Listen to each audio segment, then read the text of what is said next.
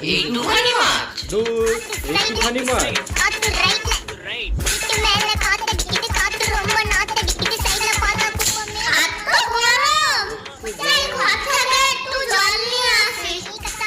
ছোট ভাই তো ঘরে জল আনতে গেছে। এই ওটাতে খাচ্ছে মনে হচ্ছে। ও নেই এখন। এই ভাগে তুলে মাছ নি। লেগেছে। ওই বড় মাছটা নিয়ে নি, ছোট মাছটা দিয়ে দিই ওকে।